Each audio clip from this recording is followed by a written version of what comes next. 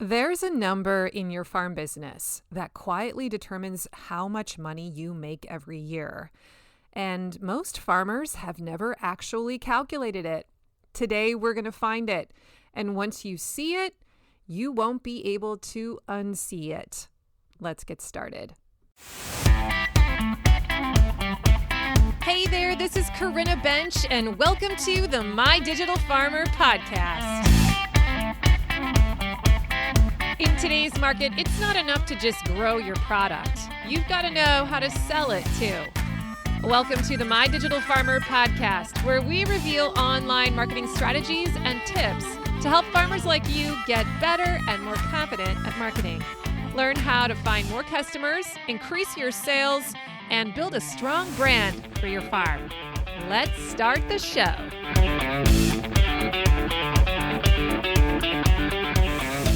Well, welcome to episode 359 of the My Digital Farmer podcast. I'm your host, Corinna Bench, one of the farmers at Shared Legacy Farms out in Elmore, Ohio. I'm also the founder of MyDigitalFarmer.com, which is all about trying to help other farmers get more confident in their marketing and sales strategy so that you can grow a profitable business. How's everyone doing today? Big shout out to all of my regular digital farmers. Welcome back to the show. If you're new to the podcast, I'm so glad you're here today. Make sure you subscribe to the show. Go check out my first 10 episodes because I designed them years ago to be an onboarding into the marketing lingo. Yes, when I first started this show, I actually thought about my future listeners years from now. And I intentionally stitched those first 10 episodes together because I wanted to lay kind of a roadmap foundation for people. So that's always a good place to go. You can also get onto my email list, which is free. And when you do that, I'm going to send you an email into your inbox every 4 or 5 days for like 3 months. And those are also very intentionally sequenced so that they build on each other and you learn the framework of marketing. I point you to certain podcast episodes, certain resources, free trainings and tools. It's really good. I encourage you to get on it. Hopefully you find it value. And if you don't, you can always unsubscribe. So you can get on that list by going to mydigitalfarmer.com/subscribe. Today's podcast is sponsored by my friends at LocalLine. If you run a CSA or you sell direct or wholesale or you manage both, LocalLine helps you simplify your operations and scale with confidence. I love this platform. In 2025, farms and food hubs using LocalLine grew their sales by 33%. Average order values increased by 31%, and total order count grew by 9%. That is real results across operations of all sizes. LocalLine brings everything together into one platform. So CSA management, wholesale ordering, access to new wholesale opportunities. They have automated inventory, barcode scanning, a box builder. They even have a POS. And that means you spend less time managing admin and more time growing your business. Switching couldn't be easier. There are no setup fees, no sales commissions, and their onboarding team will even migrate your storefront for free, taking the workload off your plate. As a podcast listener, you'll get one premium feature free for a full year when you use the code MDF2026 at checkout. So head to mydigitalfarmer.com/LocalLine, all one word, then use that code MDF2026 and you'll get that discount. Start the season strong with LocalLine. It's streamlined, efficient, and built for growth. And now back to the show. All right, today we're starting out with some mail that I got. This was so fun. It came from a podcast listener, Kendall Meadows. I got it yesterday. It's this really beautiful postcard that it looks like she actually drew some asparagus spears on the front with either watercolors or marker. I can't tell, but it's really pretty. And then on the back, a handwritten note. And I wanted to read it. She wrote, "Thank you for episode 355. That was just a few weeks ago. I felt like you were talking directly to me, and it was just the encouragement I needed. I suspect you know that your work helps a lot of people, but I'm sure it's still nice to hear it anyways. Have a great season. Love, Kendall Meadows. Well, Kendall, yes, it really is nice to hear it anyways. And I want to thank you for taking the time to hunt down my address on my farm's website, probably, so that you could send this to me. I was very thoughtful, and I'm going to put it on my bulletin board here in my office and be inspired by it. So if you're enjoying the show, everyone, send me a note like that and I'll read it online. I'll read it on the air, or you can go to the podcasts on Apple Podcasts and leave me a review. I love reading them. I do read them. And when they come in the mail like this, that is just like one of the best things ever. So if you're getting anything out of my podcast, let me know. Sometimes I just sit here and record onto the airwaves and I wonder, I mean, I can go look at my stats. I know people are listening, but still, it's nice. It's nice to hear. All right. Today, I'm excited about this one. This topic was inspired by the time of year because you guys, we are getting started here with our main season. If you're in North America, at least, some of you have started already. And I'm kind of switching over. I'm turning away from my off-season schedule and getting back into a new workflow. And I want to set us up for success as we're beginning to pitch offers and get more intentional about sales and marketing in the main season. I want to point your eyes, fix your attention on a very important metric that you should be measuring, that you should actually know by heart.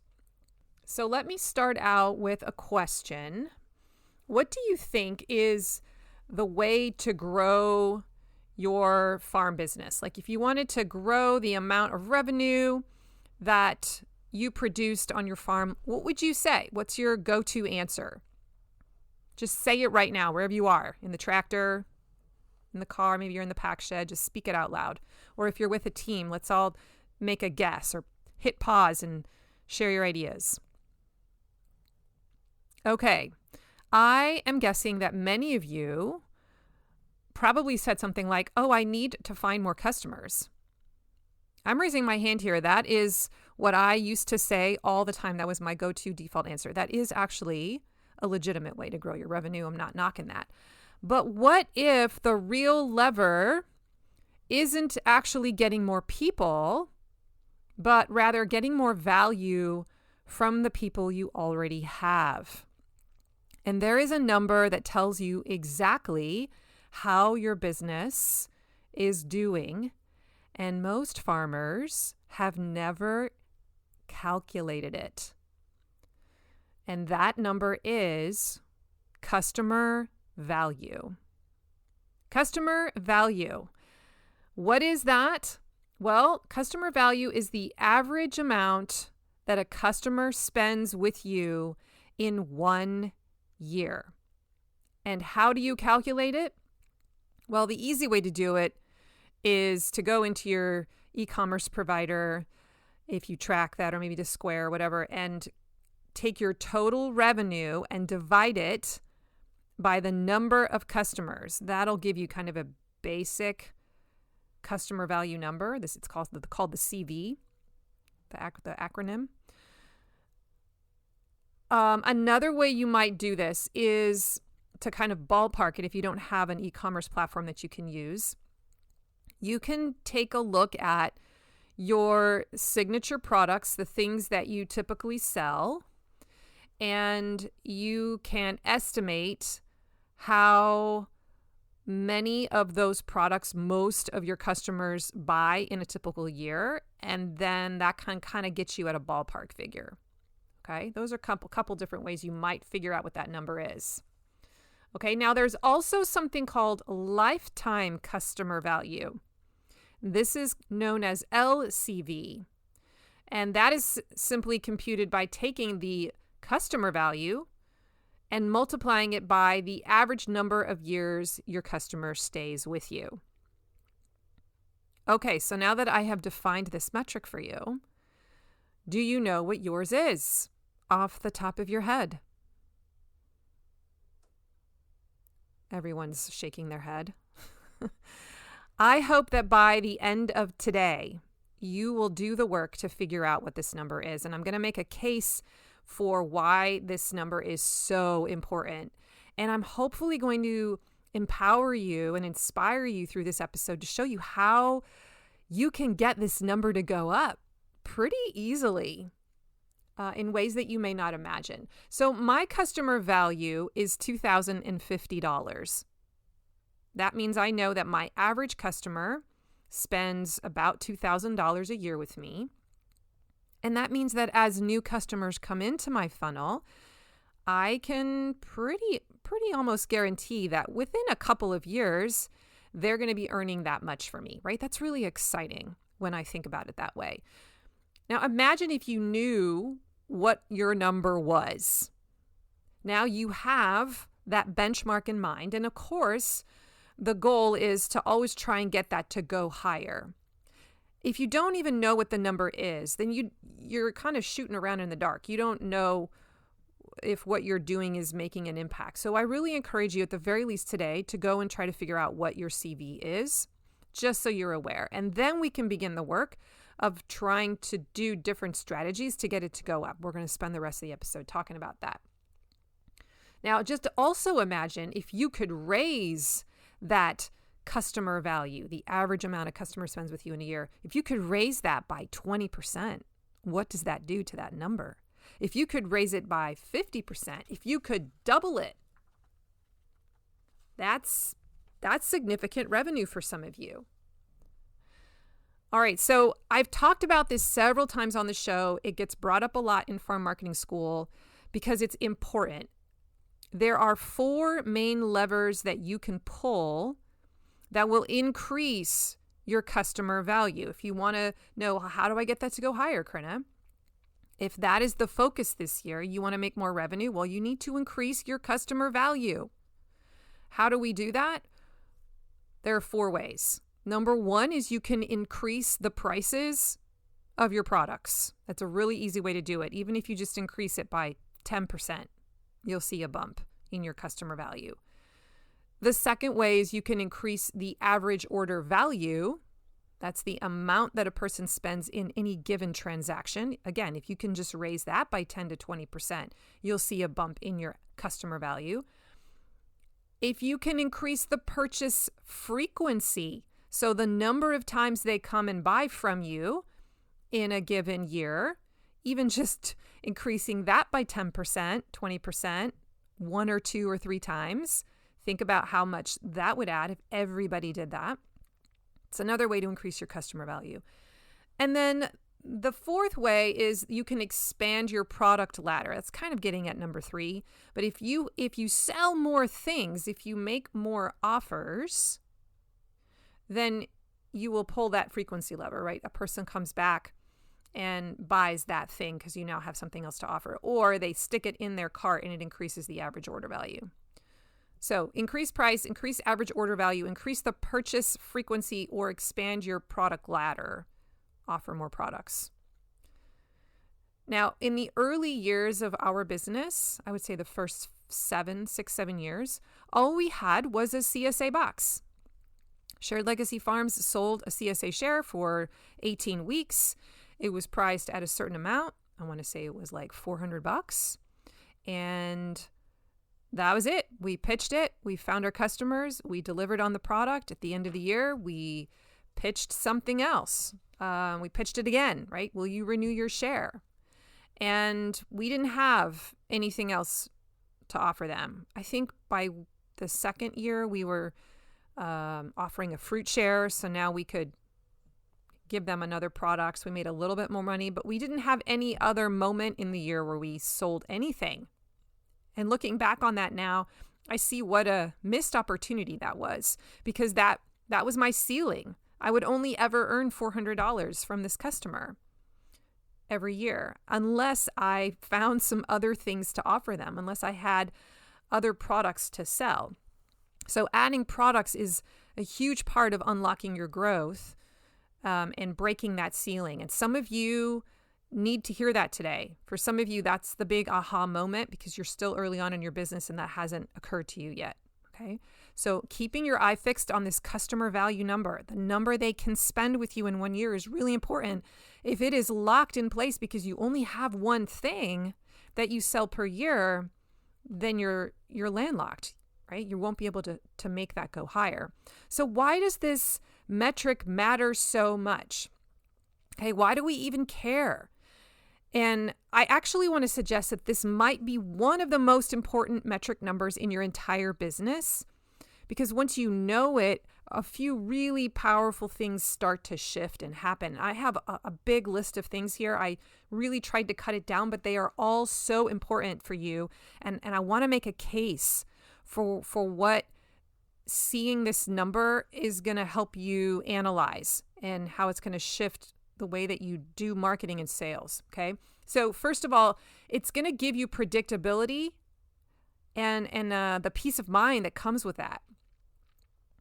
When you know your average customer's value or worth, let's say it's $400 a year or $1,200 a year, or in my case, $2,000 a year, you can start to forecast.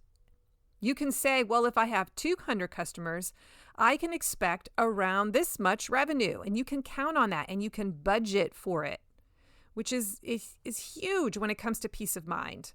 And if you have, a goal in mind for sales, like, okay, I want to grow by 10 more customers who are going to produce at that level, you can predict, a 5-year forecast of how your business will grow and what you can do in terms of capital expenses or how to slowly invest in your business to get to where you want to go.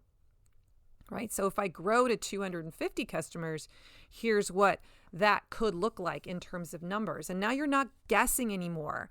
And you can budget with confidence, and you can make hiring decisions or plans, or you can plan inventory and mix up things with your crops, right? You start to understand what a normal year looks like, what the benchmark is, and that allows you then to feel really good about, I actually grew this year. I actually developed. I can see progress. Okay. That's the first thing. Second of all, knowing your customer value completely changes how you think about marketing, because now you're making smarter marketing decisions. You know what a customer is actually worth. So instead of asking things like, is $30 too much to spend on acquiring a customer through a Facebook ad? You start asking, okay, well, if a customer is worth $600 to me in 1 year, would I spend $30 to get one? And suddenly that Facebook ad, that cost per lead, feels different. Or doing some kind of a giveaway when you try to get someone to take your gateway offer and you're taking like a $5 hit because you're basically giving it away for free. Like, it feels different because you know what your customer is actually worth. Lead magnets feel different. And you begin to understand there's a difference between the cost per lead, which is the cost of getting someone on your email list. They may not buy yet, right? First, they're just an email lead. And the cost per customer, which is getting someone to actually convert and buy. So you just stop guessing about what's too expensive, or you stop feeling guilty about that. You step more confidently into that space of investing in lead acquisition because you have a number that is guiding those decisions. That is really huge, because I used to be totally against spending money to acquire customers because I'm like pinching pennies. And now that I know what an average customer brings me in a year, it's like a no-brainer to spend $10, $20, $30 to acquire that customer. Okay, number 3. The other reason I love knowing what my customer value number is it shows me where the growth is actually coming from. And I think a lot of farmers get this wrong or just miss this. A lot of us think if I want to grow my business, I need more customers. That's kind of our default setting. And that's where we spend a lot of our attention and a lot of our marketing. That is common for farmers who come into farm marketing school. They come in thinking, I'm joining farm marketing school because I need to learn how to get more customers. But when you take the metrics class, in farm marketing school, we go really deep into all this, and you start to see, there's an amazing calculator in there that kind of shows you what it looks like in the 3D world in real time if you were to shift very specific numbers. But you start to see that growth looks more like getting someone to buy one more time per season, or getting someone to spend $10 more per visit. That also has a huge impact on your revenue growth. Those are some powerful levers you can pull. Instead of just, that one lever of get more customers in the door. Well, what if you're also pulling the other levers of getting the AOV to go higher and getting them to buy more frequently and raising the price? I mean, you can quickly double your revenue if you raise all four of those by just a fraction of percentage, right? That adds up fast. So if your average customer is spending just $300 a year and you increase it to $375 using some different marketing strategies that we learn in farm marketing school, you just grew your business by 25%. And you did it without adding a single new customer.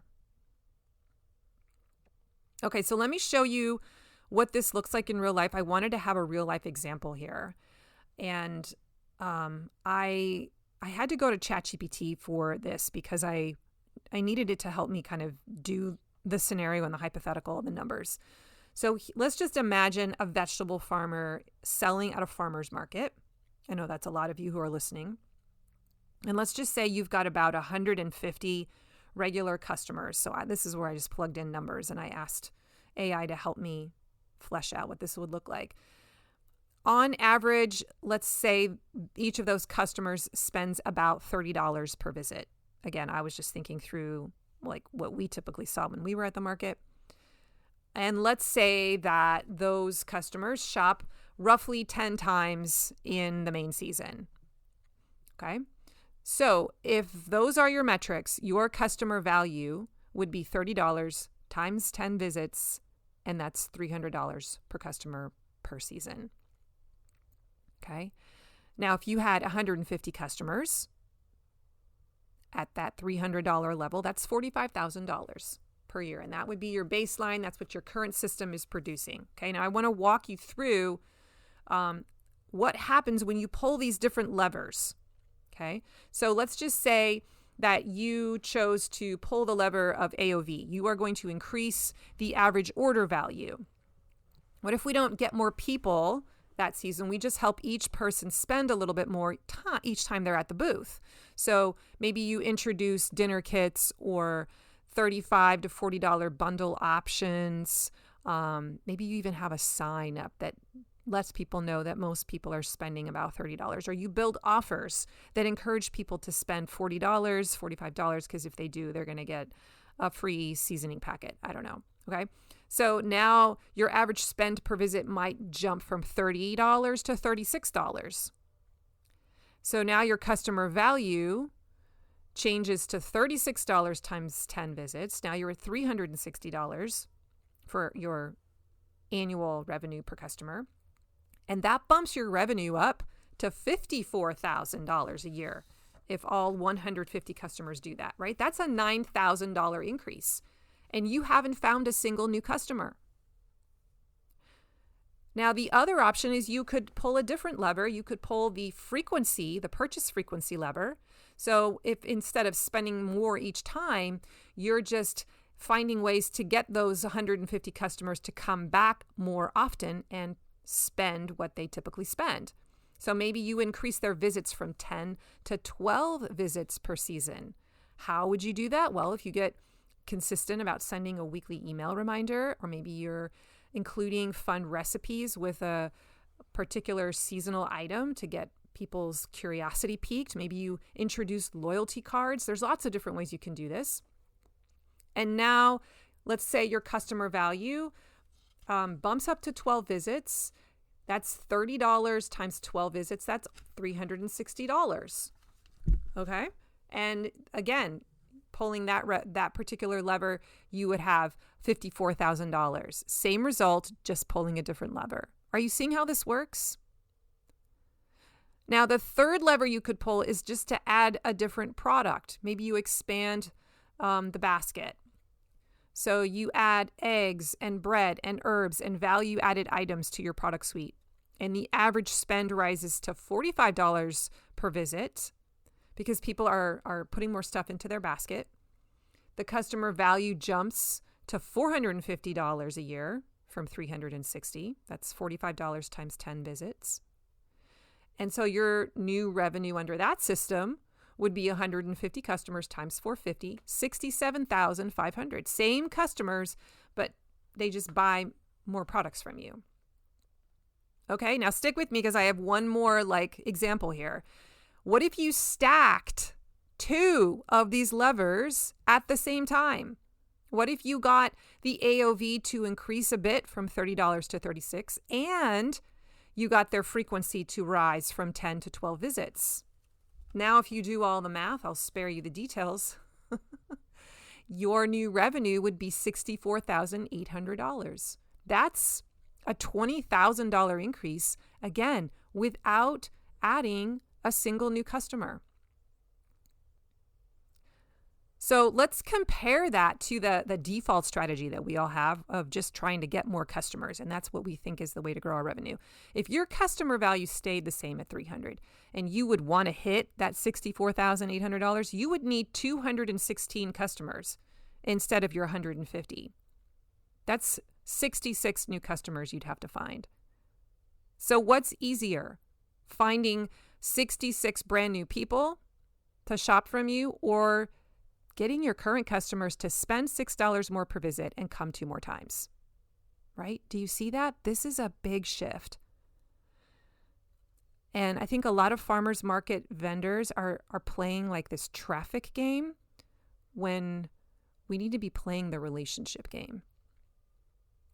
So that was a lot for number 3, but I just want to hammer home. This is why it's important to know your customer value number. Number 4, it also helps you identify your best customers and build around them. Not all of your customers are the same, right? And we tend to treat everyone equally. But when you look at your data, you're going to see that some people are spending $100 a year. Some people are spending $1,000 a year. And you can start to ask some better questions, like who are my best customers? What are they buying? How are they buying? How did they get there? What path did they take through my business to turn into that kind of buyer? And that's where it gets kind of fun because now you're reverse engineering the journey of your ideal customer. And you're not just guessing what people want. You're starting to build a system that creates more of those best customers. And it really is about building a system. That's what Farm Marketing School is all about, helping you build each of the marketing assets, each of the different pieces of the marketing machine, eventually stitching them all together and tweaking them until you get this optimized customer that's just moving through. It's almost like a race, a runner on a race, and we're passing the baton through the race from one piece of your marketing machine to the next until they graduate and turn into this frequent buyer. Knowing your customer value also helps you design better offers. And I want to distinguish that, not just better products, but better offers. Customer value is really a reflection of how many times people buy, times how much they spend, times how long they stay, right? So if you want to grow that number, you have those 3 levers to play with: order frequency, average order value, or you could increase their retention. And that means your promotions, all your bundles, your add-ons, the shares, the products, they aren't random anymore. They are intentional moves to lift one of those levers. Are you tracking that? We're not just like, oh, I feel like making a product. This would be fun. We're thinking through the lens of average order value, order frequency, retention. And if it doesn't serve one of those things, it may not be something worth pursuing. You can literally say, I'm doing this offer because it's designed to increase the average order value. Or I'm building the campaign this way because it's all about getting a second purchase. You're not just selling products anymore, but you're designing behavior, buying behavior. That's a kind of big mindset shift. And You can do that more easily when you know the customer value. You start to think more in terms of offers. I need to build better offers. I think it also, knowing your customer value also helps you decide what not to do. This is where we talk about opportunity cost a little bit. When you know what that specific number is, you can evaluate all the different opportunities you have to sell differently. You can ask things like, should I add this product? Should I go to that extra market? Should I run this discount? And instead of just asking like, is this going to make me money? You're asking, will this attract the kind of customer who grows into my ideal customer, who's going to spend at that ideal customer value number? And if the answer is no, it might be a distraction. Even if it brings in cash flow in the short term, if it's sucking your energy away, or if it's keeping you from an opportunity that would allow you to pull those 3 levers better, then it might be a easy no. That's kind of something you have to evaluate. I have a couple more. I know this is long, but this is so good. I need you to understand. Customer value is going to give you confidence to play the long game. When you know this number, you feel really confident about what you're doing in the long play. Before you know the number, everything feels risky. But after you know it, you're thinking things like, okay, I'm breaking even on the first purchase. I'm okay giving away value up front because I know this is what they turn into and it works out in the long run. I'm okay nurturing this lead for 6 months before they buy because my numbers show me that this is the customer value and it's worth it, right? You have confidence in the long game. You trust that the relationship does pay off over time. That is a huge thing. I can't stress that enough because it makes you feel different about your work. And a lot of times I think one of the reasons we get stuck in our marketing is because we just feel a certain way about it. It feels heavy. It feels hopeless. It feels like we're not making progress. It feels like we're backed into a corner. We don't see the possibilities. We don't have that bird's eye view and see the whole picture. But when we zoom up like a bird and we can see the whole customer value, 1 year, this customer brings me this, and oh my gosh, they stay with me for 8 years. They're going to bring me this much revenue. Suddenly that problem, that corner we think we're backed into is no longer there. And we realize it's just an illusion. And we have confidence to play the long game, to say, yep, I'm breaking even on the first purchase. Looks like I'm not making money, but I know this is going to pay off. All right. And then finally, knowing your customer value is going to help you diagnose what's broken. You're going to have leaks in your sales funnel. And knowing this number is going to help you troubleshoot what they are in your business so you know where to work. So if your customer value feels low, it's usually pointing to a problem. If people don't come back, that's a retention problem. That means you're not doing something in the excite phase of the customer value journey. You're not onboarding them properly. You're not showing them how to use the product well. They're not experiencing success with the product. There's something wrong in the fulfillment aspect. If they don't buy often, it's just a frequency problem. And that may mean that you're just not making offers often enough. If they don't spend that much, it's an AOV problem. And there are all kinds of strategies that you can pull there to increase the AOV. So instead of like this vague frustration, of sales are inconsistent, I can't get people to buy, like you can say things like, well, we're losing people after the second purchase. And now you know exactly where to work, what you need to try and fix, what's broken and where in the pipeline. All right. So this is just a really big shift. When you know your customer value, it's reframing everything. It's moving from looking at transactions to relationships, right? You stop thinking, how do I sell this bunch of carrots? And you start thinking like, How do I turn this person into a 3-year, $2,000 a year customer? That changes how you write emails. That changes how you talk to people at your booth. It changes how you decide to follow up, how you design your offers, right? Everything becomes about building the relationship, and it's not just about making that one sale in that moment. Today's podcast is sponsored by Farm Marketing School, my monthly membership for farmers. Before we dive back into the episode, I want to speak to a very specific kind of farmer for a second. If you're a year or two into your business and things are working, but your marketing still feels kind of scattered, like you're posting, you're sending some emails, you're running promotions, but it all feels disconnected and you're not sure what's actually driving sales, I just want to say that's not a lack of effort. That's just a lack of structure. Because most farmers don't need more ideas. What they need is a system that connects everything together. And that's exactly why I built Farm Marketing School. Inside, I teach you how to actually design your marketing so that it works like a machine, a system, not a bunch of random tactics. We map out your full customer journey. We build your email engine. We create intentional promotions and product pathways. So your marketing starts handing off from one piece to the next like a relay race instead of you running every leg yourself. And we do it through 30-day project builds. So you're not just learning about marketing, you're actually finishing things. You're actually building the marketing assets in your marketing machine.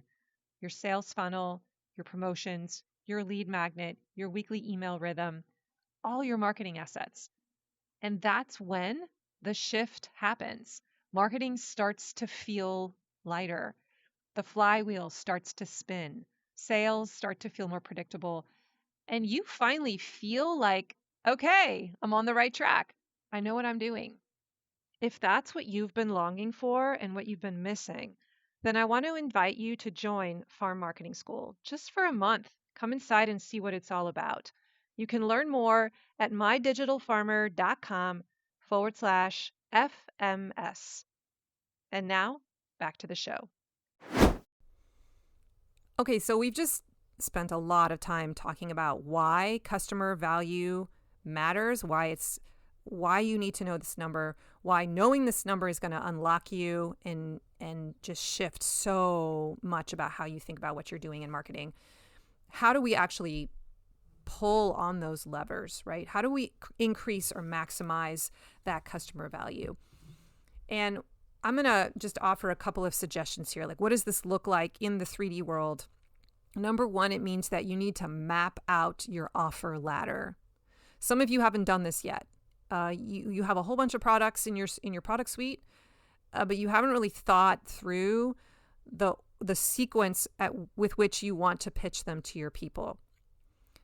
You can't grow customer value if you don't know what you're selling, but also if you don't have a plan and a path for how to sell it. You won't optimize the revenue growth there and the customer value. So you should at the very least list every product you sell in a given year. This can be, month by month. I know for me, we sell every vegetable under the sun in the summer, right? I could list all of those out for that season when we're in the online store mode, pitching people stuff in our online store. But I also have things like a spring plant sale that I pitch in March, and I have a chicken CSA share, 5-month bag that we sell in January, right? So I list out all of the different products that I want to promote. And then I identify which ones are entry-level offers. What's your gateway? And you might have several, depending on the season. Maybe you've got a certain gateway that's more at the beginning in Q1, and there's a different gateway product in the main season in Q3, okay? Identify your core offers. What are your signature offers where you're trying to get people to graduate to? What are your premium offers? This is add-ons, but it could also be things that only a small percentage of your people buy. but your super fans eventually get there, right? Just what are they all? Put them all in order and try to figure out what is the natural path that a customer takes. Okay. So first of all, just map out the offer ladder and then design the ideal customer journey. Now, is everyone going to walk through the products and buy them in that order that you suggest? No, but there probably is a typical pattern that makes sense. Your job, remember, is to guide people in your business to the next obvious step. If you're not that person, then find someone on your team who is, but somebody in your marketing team should be guiding people and saying, this is where you start. Here's the door. And then after you come into the door, I'm going to take you into the next room. And this is what we do here. And then now we go and we do this. And now I'm going to pitch you this. Like, what is that process? What should they buy first? What should they buy next? What comes after that?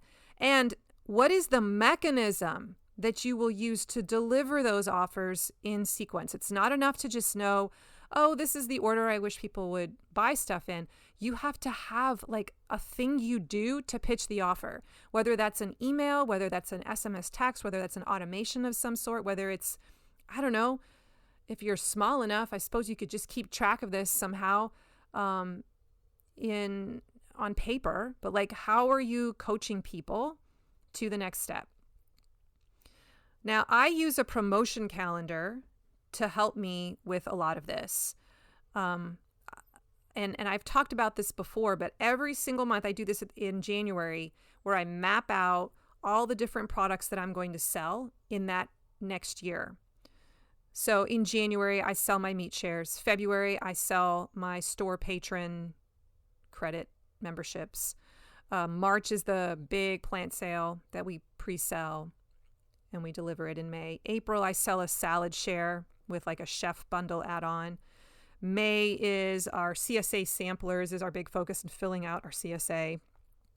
And we have our fish promo, our partnership with Citizen Salmon Alaska.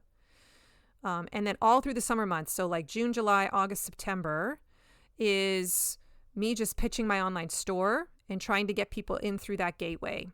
And we have all different kinds of different vegetables and fruits that come in season at various times, and I'll kind of focus on those, build offers around those to get people in the door and try to get people to buy from the online store a certain number of times, okay? And then in October is our really big renewal push for our CSA. November, we have our Thanksgiving our big Thanksgiving store event where we're trying to move a lot of our inventory out. We get a lot of sales there. And I actually don't have anything going on in December. That's the one month, ironically, that we go quiet because we have nothing left in most cases. I'm missing an opportunity there. I realize that. But that's my like basic flow. Okay. And so I build that into a rough roadmap at the beginning of the year so that I know, okay, this is what I have to work on. This is what I'm pitching. This is what that offer needs to make. How am I going to design that offer to make that amount of revenue? Okay. So it's not random. It's a designed journey. And if you want to learn how to do that and build that promotion calendar, it is an amazing project in Farm Marketing School. I highly recommend it. It's a 30-day project build. You can probably get it done faster, but it helps you actually get that work done, at least a rough draft. And so then once I know what these different products are and when they typically get sold, then I'm using my mechanism of email to guide the behavior. Now, some of you might be using texting, SMS, or maybe you use signage at your roadside stands to let people know, here's what's coming next week. But there typically are kind of two different paths for how you might guide this behavior. Number one, if you're a launch-based business, kind of like I am, where I have specific products that are only offered for a certain amount of time, they're pre-sold, and we spend a lot of time marketing them. I launch them, I pre-launch them, launch them, they're done, then I move on to the next thing. So for that kind of stuff, I'm using weekly emails or broadcast emails or promotional emails. Maybe I have a seasonal promotion or a special offer that's trying to drive them to the online store or to the point of purchase. And then once I get them there, I have other methods there in place to increase the average order value of their cart. There's also like the use of repetition, use of urgency and scarcity in my offer to get them to buy now. The other path is if you're more of like an evergreen business. So if you have products that are available all the time. I know for some of you meat producers, you might produce enough stuff where you've always got bacon in your freezer and it never goes out of style. It never sells out. And so you could sell it online all day long, every single month, right? So for that kind of a business where the offer is evergreen, you would benefit from creating automated sequences. So building out promotional email sequences that once a person is subscribed to them, those different offers are pitched at a different time based on, how you set that up in the email promotion sequence. And there might be a behavior-based trigger. So if they click on this or if they buy this, then issue this offer, push this upsell, right? And that's a little more like next level. But those are kind of the two different ways that you would then take this path that you've built. You have this ideal kind of journey. You know the things that you want to pitch and they kind of go in this flow. You either are pitching them live in the moment, launch-based style with weekly emails in the moment. Maybe some of that is a little bit planned out. For example, my CSA renewal, I go live in the moment, right, to pitch that in October, but I have pre-written all of those promotional emails the week before. And so they just go on schedule. So I'm not having to like freak out and do it every day and stay on top of it. I've got it, set it and forget it and it goes. Okay. So you're either doing launch-based or you're doing evergreen business style. But either way, you need to have some kind of mechanism that you're firing on a regular basis to pitch the offer. All right, so I just want to end with this. Not everything belongs in your product ladder. More products does not always equal better. I have learned the hard way that some offers drained our time. Some offers had very low margins, and I eventually realized they weren't worth it. In fact, they were stealing revenue from some of my other higher profit margin products. People were buying the thing that I barely made any profit margin on instead of the things that had higher profit margins. So I had to cut the stuff that really had low margins. Some offers are creating fulfillment headaches. This is maybe a silly example, but there was a time when we were selling ice cream as a share. And not only was the profit margin low, but if people didn't come to pick it up, I had to figure out a process for storing that ice cream so that, that one or two people that forgot and sometimes took 3 or 4 days to come get it, like I had to keep my giant freezer on for 2 half pints. Like it was just silly.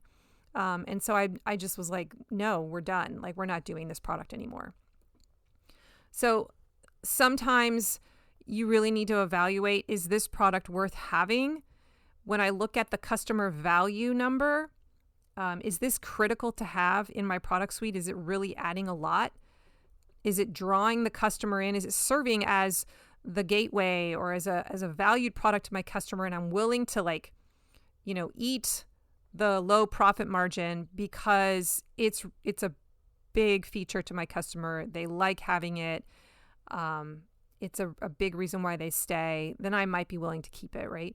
I'm also thinking of like the farmer's market. I did a whole episode on this many years ago, but we left the farmer's market, which was a huge leap of faith for us.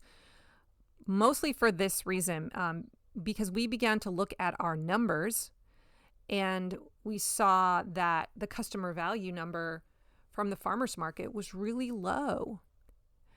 And for the amount of time we were spending the entire day before to harvest for it, and then spending all morning there, Kurt wouldn't get home on Saturday until probably 4 o'clock. Then he was spent, right?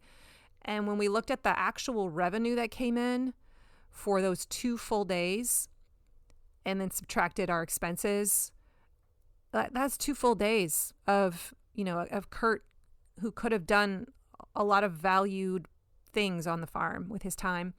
we were losing money, like a lot of money, and it did not make sense. And we thought we could pre-sell product in an online store and bring it to our CSA pickup sites that we have to go to already. And we switched to that model. We left the farmer's market. And in the first year, I want to say we tripled our revenue. And it's just continued to grow. And so that model just wasn't serving us anymore because we got 2 full days back for Kurt, right? We were able to shift our workflow and our system. But that was very threatening at first. It felt risky because it was new and it was different. But that's a great example of how we knew what our numbers were. We saw the opportunity cost. Every product has an opportunity cost. Just because you can sell it doesn't mean that you should, right? Just because you do marketing a certain way or you have a certain marketing element doesn't mean you have to do it that way. You can get to a point in your business where you take a leap of faith and you shift to a different model. So I just want to throw that into the room because some of you need to hear that. Some of you are maybe ready to do some switching and testing, beta testing to see if it fits and increases your customer value. All right, so I have a homework assignment for you from this episode. It's really simple. I want you to compute your customer value. Go find out what does an average customer spend in 1 year in your business, and you should know that number. And you should probably look at it every quarter and just see if it's staying at the baseline, if it's slightly going up, and then you're spending some time that next quarter brainstorming different ways that you could get it to go up. You're trying to figure out, how can I increase the average order value? How can I build offers that will increase order frequency?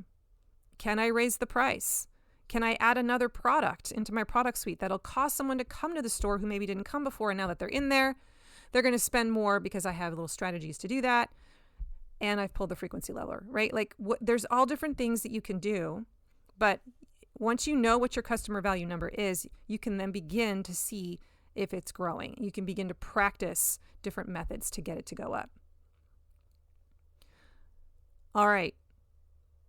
I can help you in Farm Marketing School. This is my jam. This is what we do in there. There are so many projects. We have a monthly meetup over Zoom too, where you can bring your questions to the table.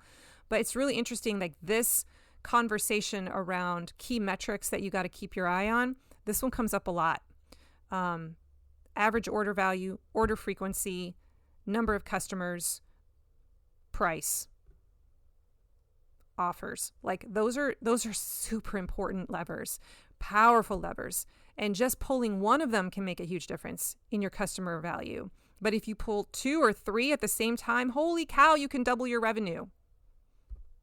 I am not lying. No joke. So if you want to come in to Farm Marketing School and just play in the sandbox of marketing for a month or 2 and see what's in there, be a part of our community, I want to invite you. It is so fun. I love watching people come in there and transform. Like I have farmers that have been in there for like 15 months. Like I have a lot of people who've been in there over a year. So I know that it's helping them. And I just want to invite you into this community. I know that it's the main season, but this is when you're selling. This is when you're making offers and pitching, when you need to make the revenue. If you need some inspiration and you need to fix something or you need to launch a product, I just added a project called the Launch Formula. It teaches you the exact process to build a pre-launch and a launch, to launch any major signature product. The whole thing is in there. Like, there's so much good stuff in there. So I invite you to come in. I'd love to be a part of coaching you. Joining is easy. Just go to mydigitalfarmer.com/FMS. All right. Today's show notes can be found at mydigitalfarmer.com/359. If you liked this episode, or if there's like a farmer coming to mind, where you're like, oh my gosh, they need to hear this, would you share this episode with them? Look, you just spread the love, help people find out about the show. You guys, I want to help farmers. So help me get the word out that I exist. Come back here next week, get inspired.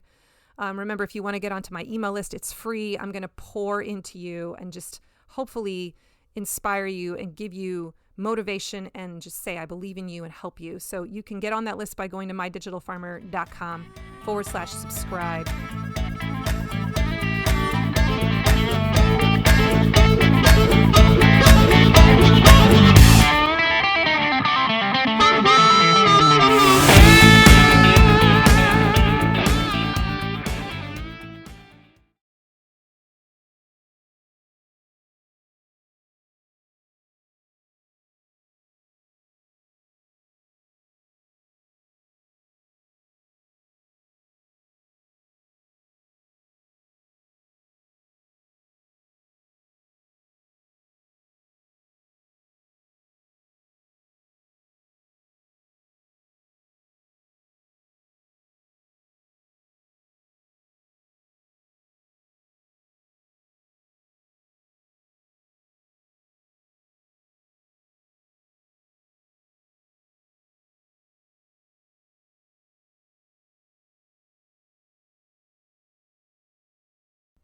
I would love if you would be in my community. Thank you so much for joining me today, everyone. Remember, I believe in you. What if this year is a breakthrough year for you? I know it can be. I'll see you next week. Bye-bye.